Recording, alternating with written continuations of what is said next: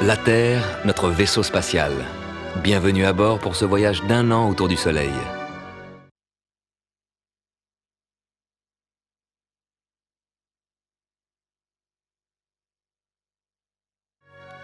Nous sommes ici. La Terre avance à 107 000 km/h, 30 km par seconde. Et nous atteindrons l'équinoxe, le début de l'automne, dans 9 semaines.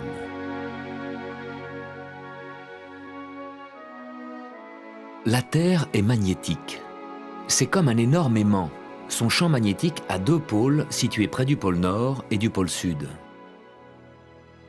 Les aiguilles de nos boussoles s'orientent vers ces pôles, dirigées par les lignes de force du champ magnétique de la Terre.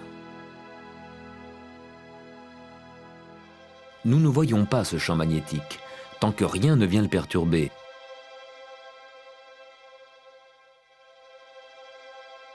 Mais à 150 millions de kilomètres de nous, le Soleil ne cesse d'émettre des particules dans l'espace. C'est le vent solaire. Le Soleil tourne, les particules s'en éloignent en spirale à une vitesse qui, au bout de 5 jours, les fait arriver près de la Terre. Ces particules heurtent le champ magnétique de la Terre, elles sont déviées.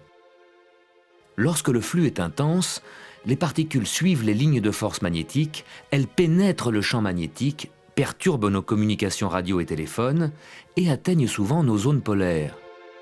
Là, elles provoquent des réactions spectaculaires, les aurores boréales.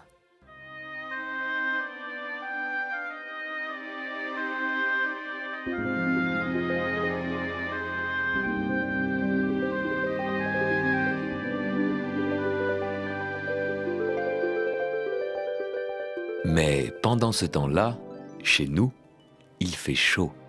C'est la canicule. Mais que veut dire canicule? C'est le nom de cette constellation. Caniculum, le petit chien.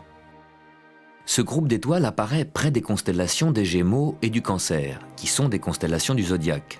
Cette toile de fond imaginaire qui nous sert de repère pour situer les planètes et le Soleil. La semaine dernière, le Soleil était encore devant la constellation des Gémeaux. Il se dirige vers le Cancer. Le petit chien est en dessous. Vu de la Terre, le Soleil est près de la constellation du petit chien. C'est la canicule. Mais attention, ce n'est pas le Soleil qui bouge, c'est la Terre qui file sur son orbite et le Soleil semble se déplacer devant le zodiaque. Ce n'est que maintenant, à la canicule, qu'il fait le plus chaud. Pourtant, le Soleil était au plus haut il y a 1 mois, au solstice. Mais il met du temps pour réchauffer l'énorme masse d'air de notre atmosphère. Et encore plus longtemps pour réchauffer la mer pour votre baignade. En ces jours de canicule, nous sommes particulièrement conscients du rayonnement du Soleil. Ce rayonnement donne à la Terre les conditions exceptionnelles qui ont permis à la vie d'évoluer. Ces conditions dépendent d'un équilibre très délicat entre les rayons que la Terre absorbe et ceux qu'elle réfléchit dans l'espace. Les surfaces claires réfléchissent la lumière, les surfaces sombres l'absorbent. Les calottes polaires sont blanches, les nuages sont blancs. Là où la Terre est blanche, elle réfléchit la plus grande partie du rayonnement dans l'espace.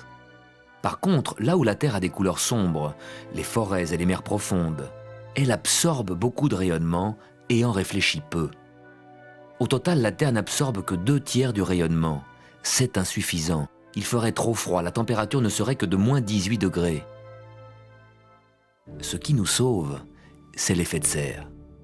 Les nuages et l'atmosphère laissent passer des rayons infrarouges qui chauffent. Mais surtout, ils empêchent cette chaleur de s'échapper vers l'espace. Grâce à cet effet de serre, nous avons une température moyenne de 17 degrés et un climat stable.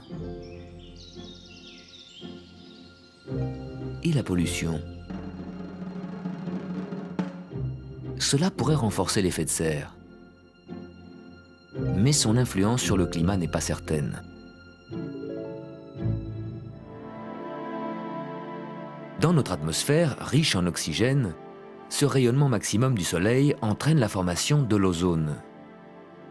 Il y a l'ozone utile et l'ozone nocif.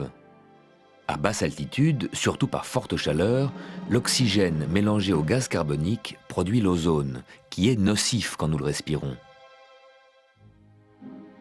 À haute altitude, par contre, l'ozone est un filtre actif qui absorbe les rayons ultraviolets dont le soleil nous bombarde. Sans ce filtre protecteur, nous serions cuits, brûlés et stérilisés par les rayons ultraviolets. Dans la couche d'ozone qui nous protège, on a constaté des trous, surtout au-dessus du pôle sud. On ne sait pas encore s'il s'agit de fluctuations périodiques naturelles ou d'une destruction progressive. Par prudence, on limite l'utilisation des substances qui pourraient nuire à la couche d'ozone, surtout le chlore des aérosols. L'ozone a donc deux effets différents. Causé par le gaz carbonique, l'ozone est nocif dans l'air que nous respirons. Mais en haute altitude, l'ozone est utile, vital quand on s'expose aux rayons du soleil. Ces rayons qui nous menacent, mais qui en même temps nous tiennent en vie. Ce soleil qui nous réchauffe et en cette saison nous surchauffe, continuera-t-il éternellement à nous prodiguer son énergie? Éternellement, non, mais suffisamment pour l'espèce humaine. Pour rayonner depuis 4,5 milliards d'années, le soleil consomme sa propre substance, hydrogène et hélium. Et dans quelques milliards d'années, ça sera fini. La Terre ne périra pas de froid, au contraire. Avant de s'éteindre, le Soleil se dilatera jusqu'à envahir l'orbite des proches planètes. La Terre sera complètement brûlée, son atmosphère et ses océans s'évaporeront. Mais nous ne serons plus là depuis bien longtemps. La vie telle que nous la connaissons se déroule dans des laps de temps beaucoup plus brefs. Si les 4 milliards d'années de la Terre étaient un an, ce n'est qu'en décembre, à la toute fin de cette année, que la vie serait sortie des mers pour s'installer sur les continents.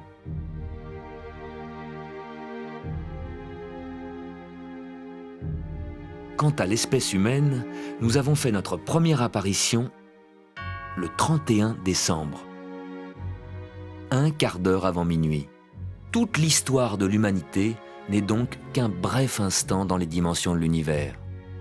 Le Soleil, lui, tiendra encore bien 4 milliards d'années. Coincés entre un passé et un futur infiniment plus grand que nous, accordons d'autant plus de valeur au présent.